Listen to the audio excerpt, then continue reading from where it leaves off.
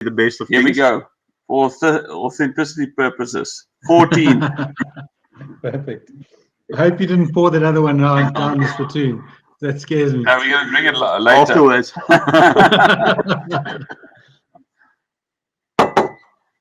Yeah, so Merlot and a big portion of the Cab Franc gets harvested in that period just before the beginning of March.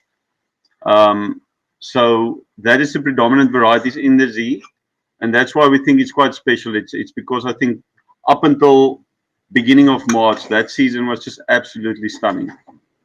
And so just as a point of difference here, the Z for us in the Northern Hemisphere is your right bank style, and the Fusion is your left bank style. On the farm, how does that translate into the aspect of, you talked about the vineyards below the newly renovated manor house versus the other ones. Where does this come from on the farm, and what makes it, makes it really a right bank wine? You want to know? No. Okay, so when that's always a challenge between us. Charles is as knowledgeable as I, but I think he's got 50% or 20% or 25% more knowledge than I've got in terms of technical side of vineyards. But I've been too many times in Bordeaux. He's been there as well. So we always look at each other and say, listen, we can actually both answer this question. I'll leave it for when you get to the hard questions, and I'll go over to Albie and insist.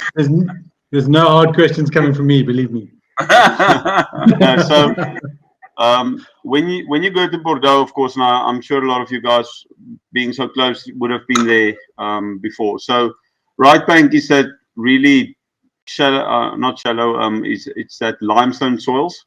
So you've got a top layer which is maybe 20, 30, 40 centimeters deep, and then you go into that limestone. So it's basically like a sponge that's giving Merlot water when the season starts drying up. On the right bank, of course, again, it's the complete opposite. It's that river stones, deep soils. They claim up to 10 meters deep. Apparently, the roots will go and search for water. So again, that's claimed by the French. Yeah. So let's take it with a pinch of salt. So that's where Cabernet love, and that's how they plant it. So it's basically just to do with soil types. Now, we in South Africa is blessed with a lot of topography, which I think Bordeaux, for instance, doesn't have. So we've got a massive amount of opportunities based on your topography. So Southern Hemisphere, and specifically South Africa, we are a warmer winemaking country. So we have to utilize the aspect on which we are planting our vineyards a lot better. So our farm is basically divided into a portion, 14 hectares, facing directly west. So it's quite a steep slope. That's where the Fusion 5 will come from. Now, of course, sun will set in the west. You get all that afternoon radiation, which Cabernet loves. And that's for the people who haven't been there. Is that the side that faces False Bay? That's the side that actually faces the strawberry. Okay, the big strawberry. So it actually faces Table Mountain. So if you're in the middle of that vineyard, you're looking straight in front of you, your view is going to be Table Mountain. So that's where our left bank interpretation comes from. It's where the Cabernet will thrive from. Our right bank interpretation comes from the vineyard, which is actually straight facing False Bay.